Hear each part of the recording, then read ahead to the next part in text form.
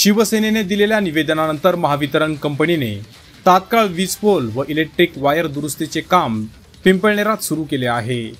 पिंपळनेरसह परिसरात अवकाळी पाऊस व जोरदार गारपीट झाल्यामुळे पिंपळनेर परिसरातील इंदिरानगर येथे हनुमान मंदिराजवळ मुख्य इलेक्ट्रिक तार तुटून पडले होते, तर विजेचे पोल कोसळण्याची भीतीही या ठिकाणी व्यक्त केली जात होती। ही बाब लक्षात घेता शिवसेना उद्धव बाळासाहेब ठाकरे पक्ष पिंपळनेर शहराच्या वतीने महाराष्ट्र राज्य वीज वितरण कंपनीला निवेदन देण्यात आले होते। या निवेदनाची दखल घेत लाईनमन जगदीश देसले, निलेश कामे, धाकलू कोकणी, तुषार ठाकरे, पंकज साबळे या महावितरणच्या कर्मचाऱ्यांनी इंदिरानगर परिसरात नवीन पोल व इलेक्ट्रिक तार कामाची दुरुस्ती केली आहे। त्यामुळे शिवसेना पिंपळनेर शहर व स्थानिक नागरिकांच्या वतीने महावितरण कंपनीचे आभार मानण्यात आले आहे।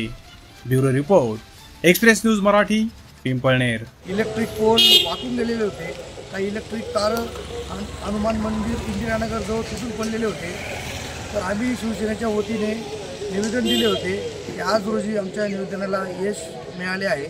आज महावितरणचे कर्मचारी जगदीश देसले असतील, बाकी सर्व कर्मचारी येऊन इथं पाहणी करून नवीन इलेक्ट्रिक पोल इथं लावून दिलेले आहेत, तारांची दुरुस्ती करून घेतलेली आहे आणि बाकीची कामे पाहणी करून लवकरच ते कामालाही सुरुवात होणार आहे। त्याबद्दल शिवसेना उद्धव बाळासाहेब ठाकरे पिंपळनेर शहराच्या वतीने MECBचे सर्व कर्मचारी व अधिकाऱ्यांचे आम्ही मनपूर्वक आभार मानतो। त्यांचे धन्यवाद।